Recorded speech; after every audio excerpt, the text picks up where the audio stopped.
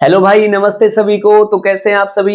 मैं हूं प्रवीण और एक बार फिर से आपका मोस्ट वेलकम कर रहा हूं आपके अपने एग्जाम मैथ्स यूट्यूब चैनल पर। लास्ट वीडियो में मैंने आपको सर्ट्स के बारे में ये बताया है कि सर्ट्स कितने टाइप के होते हैं, सर्ट्स के रूल क्या हैं। फिर हमने सर्ट्स पर कुछ बेहतरीन सवालों को जाना। आज मैं आपसे बात कर रहा हूं इंडाइसिस के बारे में, घातांक के बारे में। तो आप जल्दी से कॉपी पेन उठा लीजिए और हेडिंग लगा लीजिए इंडाइसिस, हिंदी वाले घातांक। हिंदी वाले घातांक। सर्ट्स और इंडाइसिस दोनों एक दूसरे के बिना बिल्कुल अधूरे हैं, जैसे राम के बिना लक्ष्मण और आप किसी दूसरे व्यक्ति के बिना। ठीक है, सबसे पहले तो आप इसी बात को जानें कि इंडाइसिस क्या होते हैं। जैसे मैंने आपके लिए लिखा a raise to power b, ये a होता है बेस, आप जानते हैं, और ये b क्या होती है? पावर। ये b क्या होती है जी? पावर। यदि ये पावर एक इंटीजर है, यदि ये पावर एक इंटीजर है, एक पूर्णांक है, तो मैं ऐसा बोल सकता हूं कि a raise to power b क्या है? एक घातांक है, एक इंडाइसिस है, एक इंडाइसिस है। ठीक है, इतनी सी बात जान पाए होंगे इंडाइसिस के बारे में। आगे बढ़ते हैं। तो अब मैं आपको इंडाइसिस के रूल के बारे में बताता हूं, क्योंकि इंडाइसिस की कोई टाइप नहीं है, यहां पर डायरेक्ट रूल है। छोटे छोटे से रूल हैं, आपको साथ ही साथ ही याद हो जाएंगे, फिर हम डायरेक्ट सवालों पर चलेंगे। ठीक है, जैसे सबसे पहला रूल इतना सा है, a raise to power m है और उसको मल्टीप्लाई करना है a raise to power n से, तो क्या हो जाएगा? a raise to power m जमा n हो जाएगा। a raise to power m जमा n, इसका मतलब ये है यदि बेस सेम है, बीच में मल्टीप्लाई का निशान है, तो पावर ऐड हो जाती है। जैसे 2 raise to power 3 multiply 2 raise to power 2, ये क्या हो जाएगा? 2 रेज टू पावर 5 हो जाएगा। ठीक है, दूसरा रूल इतना सा है, यदि a raise to power m को आप डिवाइड कर रहे हैं a raise to power n से, तो पावर माइनस हो जाती है, a raise to power m minus n हो जाएगा। इसका मतलब ये है, यदि 2 की पावर 5 को आप 2 की पावर 3 से डिवाइड कर रहे हैं ना, तो 2 की पावर क्या बचेगी? 2 ही बचेगी। ये रूल नंबर 2 है। थर्ड रूल ये कहता है जी, थर्ड रूल ये कहता है इंडाइसिस का कि a raise to power m, इसको आप मल्टीप्लाई कर रहे हैं b raise to power m से, तो फिर क्या हो जाएगा?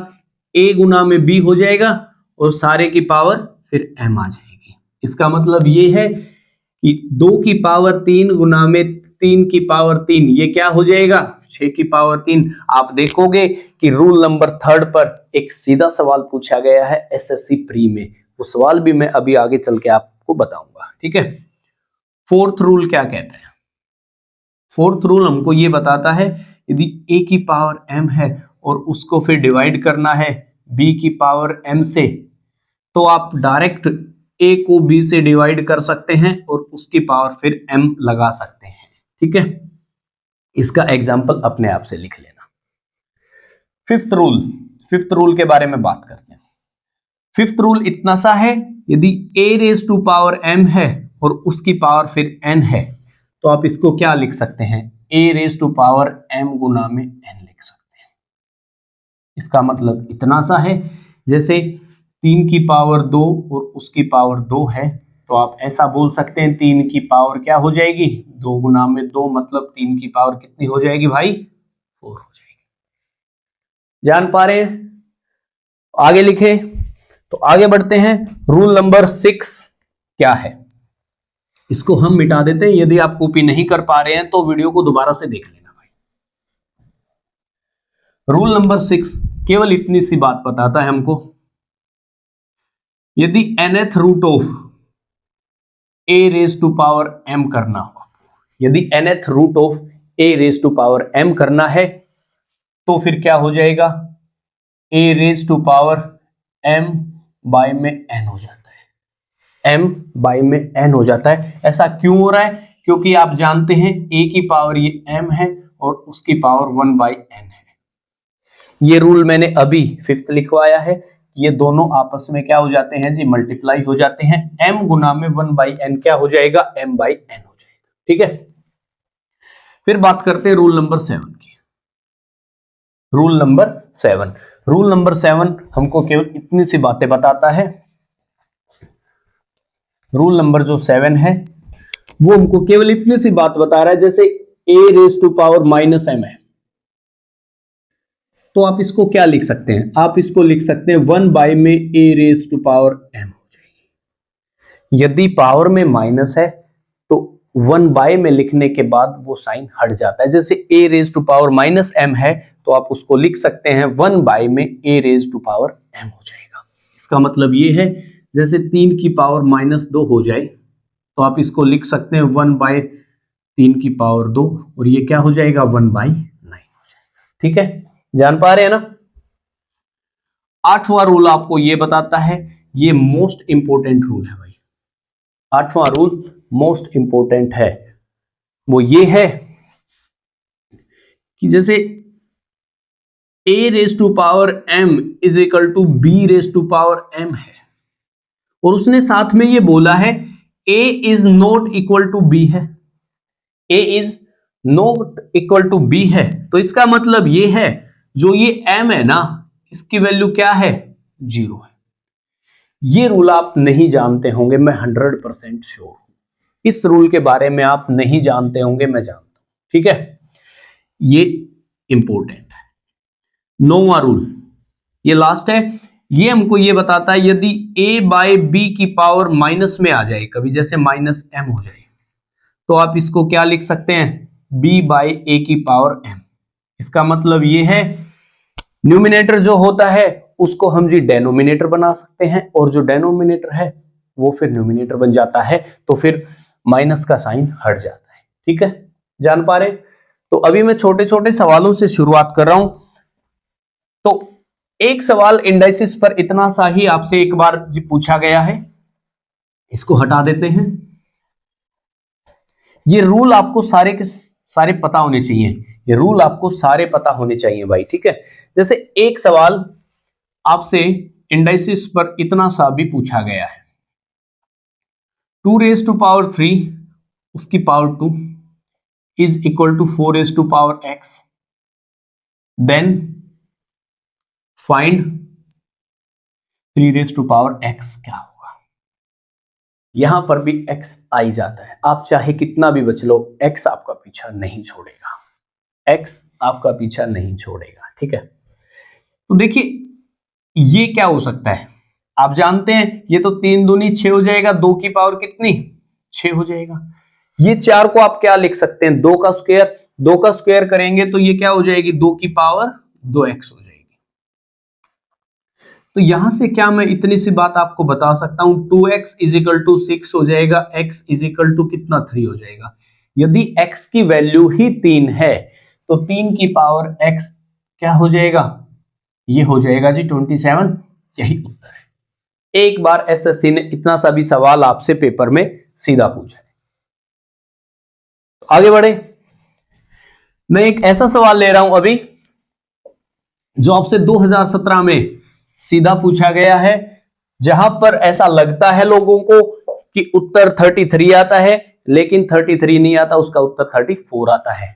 जैसे सवाल इतना सा है, 3⁻33 जमा में फिर 3⁻33 फिर से जमा और फिर से 3⁻33, और इसको मल्टीप्लाई किया गया है 2⁻33 जमा में 2⁻33, और ये क्या है, ये 6⁻x है। तो x की वैल्यू क्या होगी, x की वैल्यू क्या होगी। जो इस सवाल को पहली बार देखता है ना, तो ऐसा लगता है फिर x की वैल्यू भी 33 हो जाएगी, लेकिन आप इस बात को समझें, यदि मैं यहां से 3 की पावर 33 को बाहर निकालता हूं, 3 की पावर 33 को मैं बाहर निकालता हूं, तो यहां पर भी 1 बचेगा, यहां पर भी 1 और यहां पर भी 1। 1 को 3 बार जोड़ा गया, मतलब कितना बनेगा, 3 बनेगा। तो यहां पर कितना लिखेंगे, फिर हम 3 लिखेंगे। यहां से जब मैं 2 की पावर 33 को बाहर निकालता हूं तो 1 यहां पर बनेगा, 1 यहां पर, तो मिलके क्या बना देंगे, 2 बना देंगे। और ये क्या होता है 6 रेज़ टू पावर x। आप इस बात को जाने कि ये 3 की पावर 34 बन जाएगी और ये 2 की पावर कितनी बन जाएगी 34 बन जाएगी और ये 6 की पावर x हो जाएगी। ये भी रूल है, ये भी रूल है, आप जानते हैं। ये 6 की पावर कितनी हो जाएगी 34 और ये 6 की पावर कितनी हो जाएगी x, तो x की वैल्यू ही क्या हो जाएगी 34 हो जाएगी। तो x का उत्तर कितना आ जाना था फिर 34 आ जाना था। इतना सा सवाल भी आपसे एक बार पेपर में पूछा जा चुका है। आगे बढ़े, तो हम आगे बढ़ते हैं, देखते हैं एक और सवाल। वो सवाल भी आपसे 2017 के प्री के पेपर में ही पूछा गया है, आपने देखा भी होगा शायद। तो सवाल इतना सा है कि 3 की पावर 200, 2 की पावर 300 और 7 की पावर 100 में कौन बड़ा है, कौन बड़ा है, कौन बड़ा है। ठीक है, तो देखिए ऐसे सवाल जब सर्ट्स में आते थे तो हम एलसीएम लेते थे। क्यों? क्योंकि हमको पावर में एक इंटीजर बनाना होता था। यहां पर तो पहले ही इंटीजर है, अब हमें इनको छोटा करना। छोटा करने के लिए आप क्या लेते हैं एचसीएफ लेते हैं। 200, 300 और 100 का एचसीएफ कितना होगा 100 हो जाएगा। आप इस बात को जाने, आप इस 3 की पावर 200 को खोल नहीं सकते, आप 3 को 200 बार गुना नहीं कर सकते, वहां पर जान का रिस्क हो जाएगा भाई। ठीक है, और जान का रिस्क हम आपको नहीं लेने दे सकते। ठीक है, तो यदि 100 से भाग लगाते हो तो कितना आएगा, ये 3 की पावर 2 और ये 2 की पावर 3 और ये 7 की पावर 1। यहां कितना बनेगा 9, यहां पर 8 और यहां पर कितना 7। अरे ये तो सीरीज में बन गए। अब उत्तर कोरिया का बच्चा भी ये बात आपको बता देगा कि इनमें सबसे बड़ा कौन है। 9 सबसे बड़ा है। 9 कहां से बना है 3 की पावर 200 से बना है, तो सबसे बड़ा भी यही हुआ।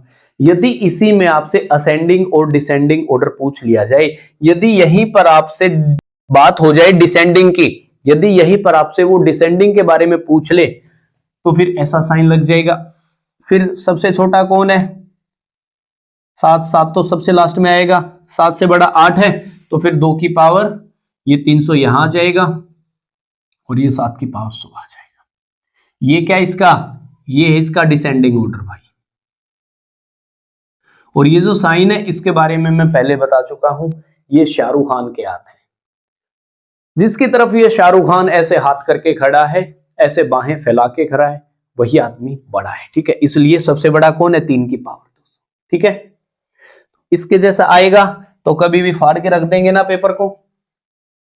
आगे बढ़ते हैं, मैं एक और सवाल ले रहा हूं। आपने 2018 के सीपीओ में एक सवाल देखा होगा, वो सवाल इतना सा है, मैं आपको डायरेक्ट सवाल भी बताता हूं। जैसे सवाल इतना सा है 9 रेज़ टू पावर n गुना में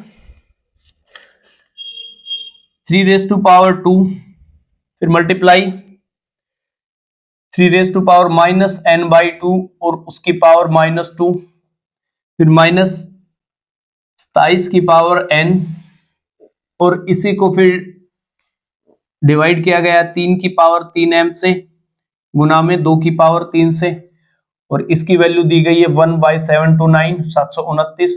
और आपसे पूछा है कि m माइनस n बराबर क्या होगा, m माइनस n बराबर क्या होगा।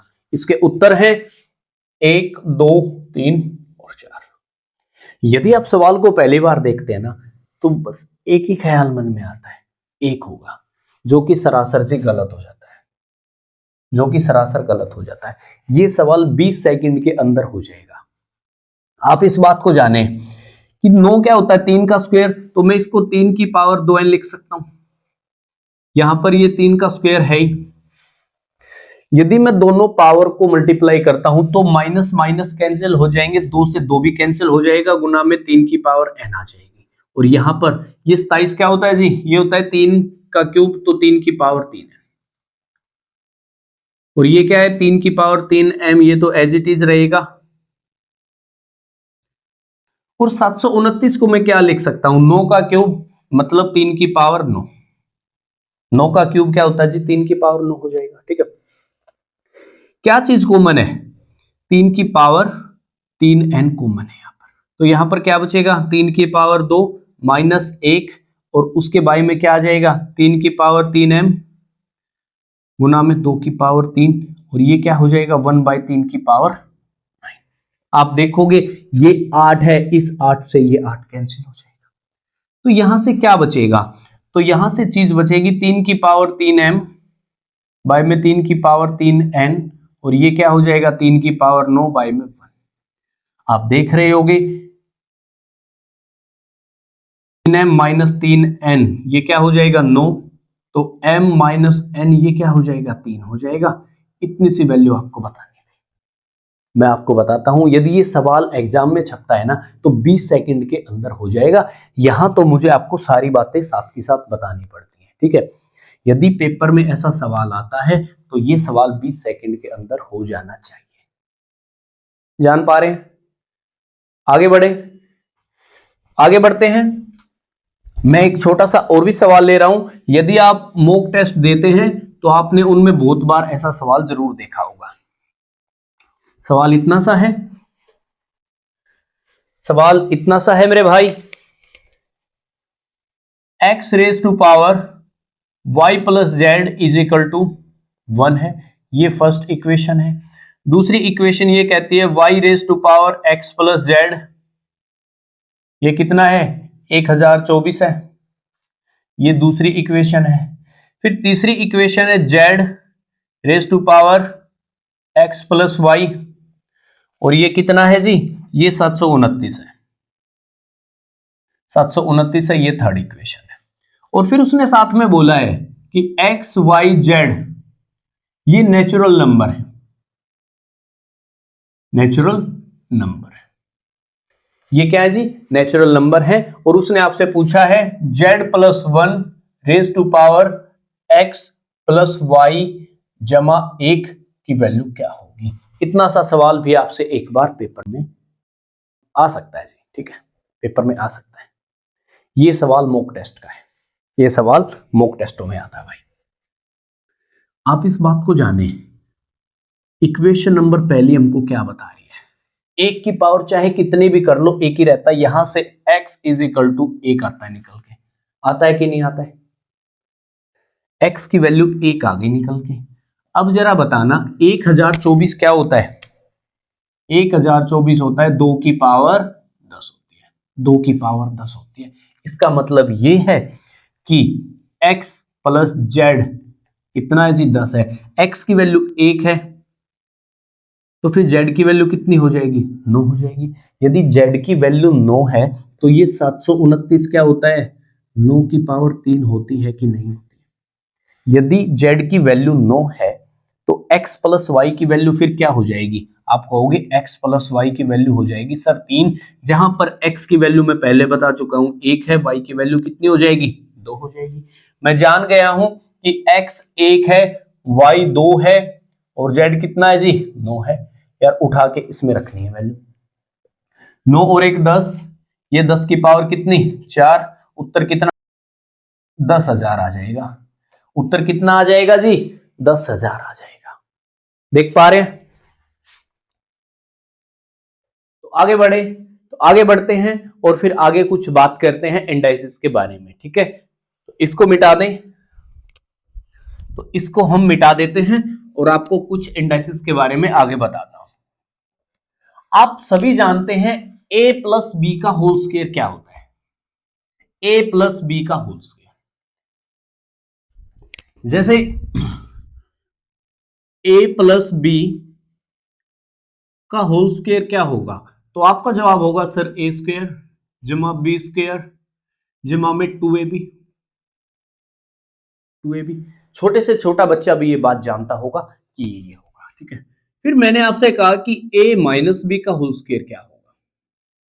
तो आपका जवाब होगा सर a स्क्वायर जमा बी स्क्वायर और माइनस 2ab हो जाएगा, 2ab हो जाएगा। आप देखोगे यहां पर ये दोनों चीजें क्या है? सेम है। लेकिन जैसे ही मैं आगे देखता हूं एक बार आता पॉजिटिव और एक बार आता है नेगेटिव। ये चीज एक्स्ट्रा है भाई, ये चीज एक्स्ट्रा है। और आप मेरी बात मानना, ये बड़े काम की चीज है, ये बेहद काम की चीज है। यदि मैं आपसे कहता हूं कि a जमा बी के होल स्क्वायर से आपको यहां पर जाना है तो सभी चल पड़ेंगे। लेकिन यदि मैं ऐसा बोल दूं कि आपको यहां से वापस इस पर जाना है तो फिर क्या होगा आपका? आगे देखते हैं। एक छोटी सी बात मैं इसी बात पर ले रहा हूं, जैसे इतना सा सवाल भी आपसे जी पूछ लिया जाता है, जैसे मैं यहीं पर ही लिख रहा हूं 5 plus 2 root 6 under the root, ये क्या होगा? ये क्या होगा? ये क्या हो जाएगा? तो आप एक बात देखिएगा, सबसे जो पहला काम होता है ना, वो यहां पर 2 बनाने का होता है। यहां पर तो है, यहां पर 2 लेके आना होता है, बाई चांस यहां पर है तो मैं इसको क्या लिख सकता हूं? जैसे ये जो 5 है इसको मैं क्या √3 का होल स्क्वायर लिख दूं, और ये √2 का होल स्क्वायर लिख दूं। अब यदि आप इनको सोल्व करते हो तो 5 आएगा, जमा में 2, √6 को आप जानते हैं √3 मल्टीप्लाई √2 लिख सकते हैं, है कि नहीं? क्या अब ये a जमा बी का होल स्क्वायर नहीं बन जाएगा? तो क्या मैं ऐसा नहीं बोल सकता हूं √3 प्लस √2 उसका होल स्क्वायर और फिर अंडर द रूट? स्क्वायर से स्क्वायर रूट क्या हो जाता है कि जी कैंसिल, और ये यहां पर लिखा जाएगा √3 प्लस, बोलो हाँ कि ना? जान पा रहे हैं? तो मैं एक छोटा सा सवाल इसी बात पर ले रहा हूं जहां पर आपसे इतनी सी बात जानी जाती है, ठीक है? इसको हटाते हैं। एक छोटा सा सवाल आपने एग्जाम में जरूर देखा होगा, आपने एग्जाम में जरूर देखा होगा भाई। सवाल इतना सा है, under the root 5 plus 2 root 6 minus 1 by under the root 5 plus 2 root 6, और इसकी वैल्यू आपको बतानी है, इसकी वैल्यू आपको बतानी है, ठीक है? मैं ऑप्शन भी आपको साथ की साथ ही बता देता हूं। जैसे ऑप्शन है 2√2, 2√3, 1 प्लस √5, √5 माइनस 1, ये ऑप्शन है, ये इसके 4 ऑप्शन है। तो देखिए जहां पर √5 है ना, वो तो आंसर हो ही नहीं सकता भाई साहब किसी भी हालत में। इसका मतलब ये है आंसर या तो पहला है या जी दूसरा है। मैं ऐसे सवालों को करता हूं जी अप्रोक्सीमेशन से, वो सबसे बेटर तरीका है। आप इस बात को जाने, क्या मैं इसको √3 प्लस √2 लिख सकता हूं? तो आपका जवाब होगा हाँ सर आप लिख सकते हैं। क्या मैं इसको 1 बाय √3 प्लस √2 लिख सकता हूं? तो आपका जवाब होगा सर बेशक लिख सकते हैं, ठीक है? √3 की नियरेस्ट वैल्यू क्या होगी? आप जरा सोच के बताइए, √3 की नियरेस्ट वैल्यू क्या होगी? तो आपका जवाब होगा √3 होता है सर 1.7 के आसपास होता है, ठीक है? √2 कितना होता है 1.4 के आसपास। यदि आप इनको जोड़ते हैं तो कितना बनेगा? ये होगा कुछ 3.1 के आसपास, 3.1 माइनस 1 बाई में 3.1, यार होगा कि नहीं होगा?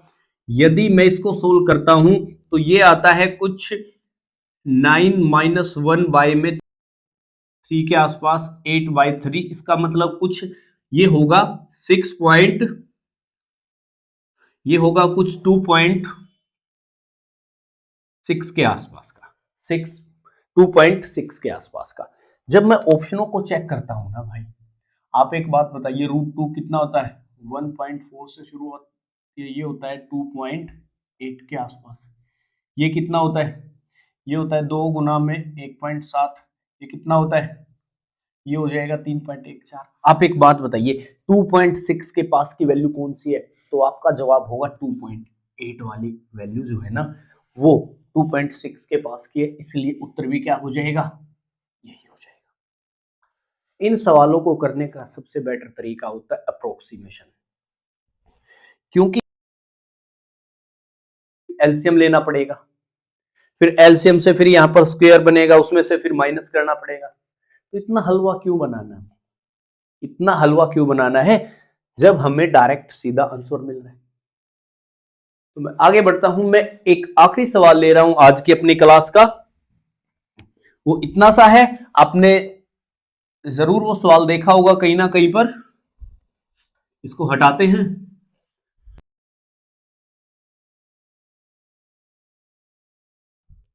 जैसे √7 जमा √5 बाय में √7 माइनस √5 जमा √7 माइनस √5 बाय में √7 जमा √5, ये इतना सा है। और आपसे इसकी वैल्यू पूछिए, आपके ऑप्शन है 2, 6, 12 और 18। 2, 6, 12 और 18, 2, 6, 12 और 18, ठीक है।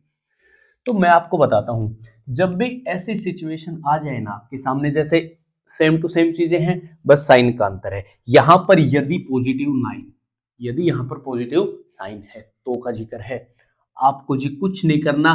7 और 5 कितने होते हैं, 12, ये 12 उत्तर आ जाएगा, ये 12 ही उत्तर आ जाएगा। क्यों हो रहा है, देखिए आप इस बात को जाने, यदि एलसीएम लेंगे तो √7 स्क्वायर माइनस √5 स्क्वायर 2 हो जाएगा, √7 जमा √5 का होल स्क्वायर कितना हो जाएगा, 12 जमा में 2 √35 हो जाएगा। और यहां पर कितना हो जाएगा, 12 माइनस 2 √35, और इस माइनस 2 √35 से ये चीज कट जाएगी, तो यहां पर कितना बचेगा, फिर 24 बाय में 2, तो कितना आ जाएगा, 12 आ जाएगा। यही उत्तर है, यही क्या हो जाता है, उत्तर हो जाता है। बात जान पा रहे हैं, ये बात आपको समझनी है। यदि बीच में पॉजिटिव का साइन है और ऐसी सिचुएशन है, तो उत्तर 7 और 5 सीधा 12 हो जाएगा, ठीक है। यदि मैं इसी में ही चेंज कर दूं भाई, यदि इसी में ही पॉजिटिव की जगह नेगेटिव आ जाए, जमा की जगह अब यहां पर क्या आ जाए जी, पॉजिटिव आ जाए, तो फिर क्या होगा, फिर भी आपको जी कुछ नहीं करना, फिर ये 12 से 12 कैंसिल हो जाएगा, तो उत्तर क्या आएगा, 2 गुना में √7 गुना में √5, फिर ये उत्तर आ जाएगा। इतनी छोटी छोटी सी बातें ये आपको पता होनी चाहिए इंडाइसेस के बारे में, ठीक है। तो हम आगे बढ़े, तो फिर चलिए हम आज की क्लास को इतना लंबाई रखते हैं, ज्यादा नहीं हम आपको सवाल करवा रहे हैं। तो फिर चलिए मिलते हैं अपनी अगली वीडियो में, जब तक के लिए अपना ख्याल रखिए, बाहर सर्दी है, बाहर मत घूमिए, and take care, bye bye.